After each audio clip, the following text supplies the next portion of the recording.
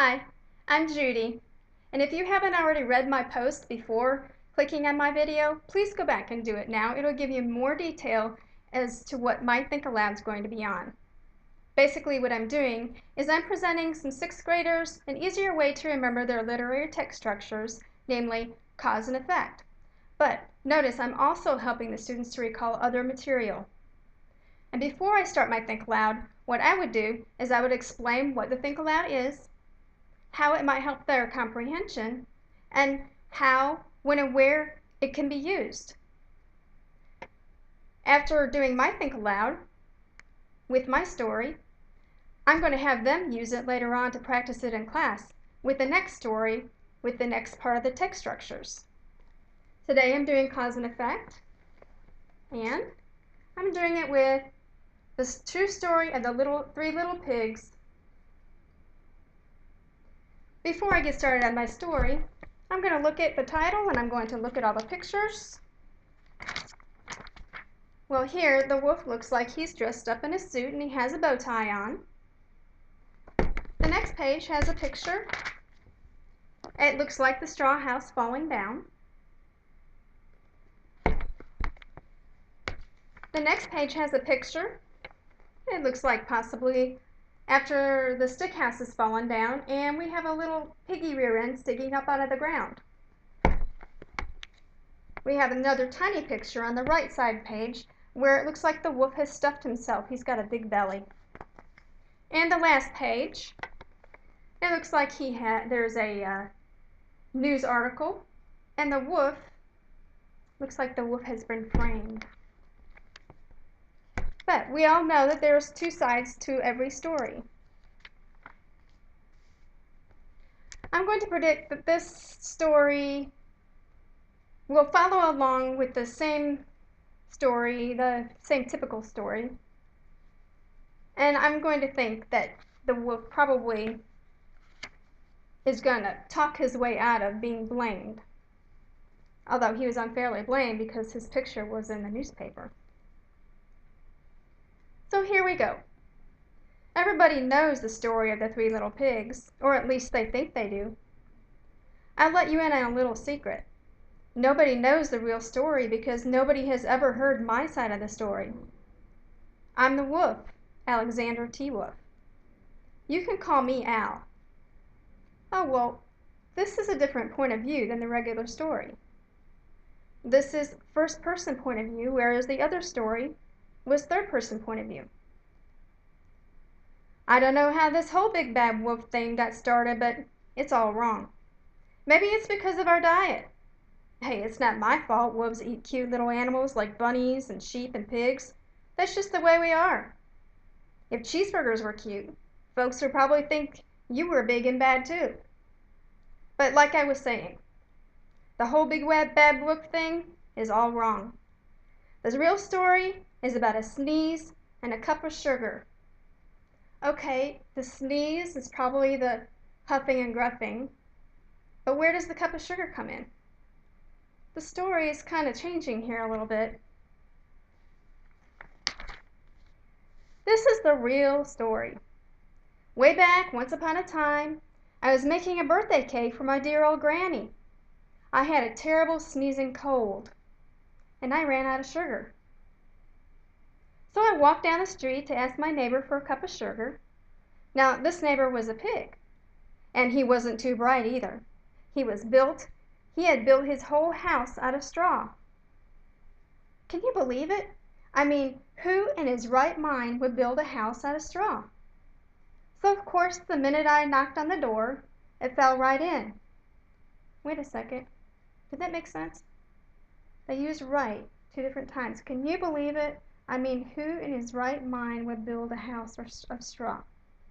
Okay, so that meaning of right is who in his precise mind. Okay, so of course the minute I knocked on the door, it fell right in. It fell right in.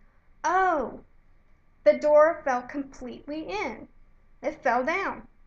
Okay, so of course the minute I knocked on the door, it fell right in. I didn't want to just walk into someone else's house, so I called, little pig, are you in? and no answer. I was just about to go home without the cup of sugar for my dear old Granny's birthday cake. That's when my nose started to itch. I felt the sneezing coming on. Well, I huffed, and I snuffed, and I sneezed a great sneeze. And you know what? The whole darn straw house fell down. And right in the middle of the pile of straw was the first little pig, dead as a doornail. Okay, so this wolf, he's got kind of a sense of humor here. I don't know if it's an odd sense of humor. I'm going to keep reading and seeing what else he's like. I had been home the whole time. He had been home the whole time. It seemed like a shame to leave a perfectly good ham dinner lying there in the straw, so I ate him up. Think of it as a big cheeseburger just lying there. Okay, he does have a sense of humor. I was feeling a little better, but I still didn't have my cup of sugar, so I went to the next door neighbor's house. The second little pig, I'm sure. This neighbor was the first little pig's brother. He was a little smarter, but not much. He had built his house of sticks. I rang the bell on the stick house, and nobody answered. I called, "Mr. Pig, Mr. Pig, are you in?" And he yelled back, "Go away, wolf! You can't come in. I'm shaving the hairs on my chinny chin chin." Okay, in the original story, the pig wasn't shaving. He just said, "Not by the hairs on my chinny chin chin." The second pig, that story is going along kind of close to the original story, and it's looking very much like the first pig's house. I can see the cause and effect here. So what's happened, the cause and effect, let's see. The wolf showed up because he needed a cup of sugar. He went to the first pig's house and didn't get the cup of sugar there, so the effect was he went to the second house. And all in between, he did his huffing and snuffing, sneezing, and the house fell in. And since the pig was laying there, he ate him. Cause and effect. Let's see if the cause and effect continues. I had just grabbed the doorknob when I felt another sneeze coming on. I huffed and I snuffed and I tried to cover my mouth, but I sneezed a great sneeze. And you're not going to believe it, but this guy's house fell down just like his brother's. Okay, maybe I respect this wolf now. Maybe he's being a little credible because he was showing some manners, some etiquette.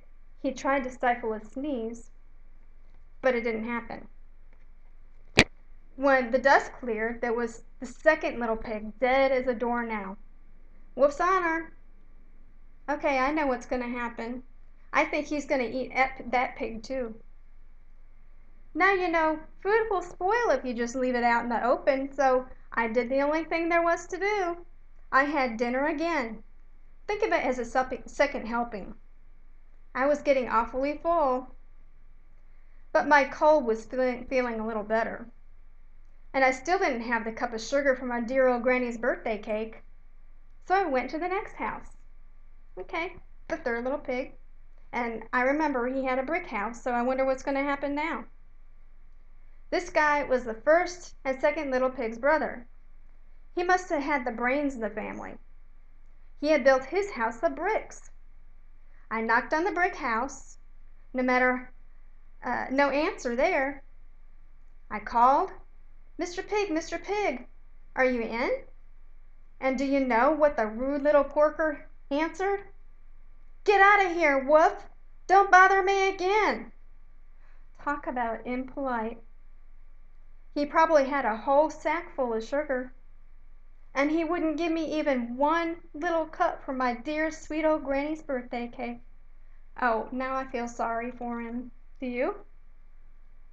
What a pig. Okay, maybe he's kind of being rude, or is he just getting mad?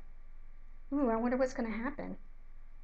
I was just about to go home and maybe make a nice birthday card instead of a cake when I felt my cold coming on again. I huffed and I snuffed and I sneezed once again. Then the third little pig yelled, "And your old granny can sit on a pin." Uh-oh. Now, I'm usually a pretty calm fellow, but when somebody talks about my granny like that, I go a little crazy. Go a little crazy. I think that might be, is that an idiom? And, ooh, this might be foreshadowing. I think something's going to happen. I think the wolf is going to do something he's going to be sorry for. When the cops drove up, of course I was trying to break down this pig's door. And the whole time I was huffing and puffing and sneezing and making a real scene. The rest, as they say, is history. Okay, so at the third pig's house, that was cause and effect too. The news reporters found out about the two pigs I had ate for dinner.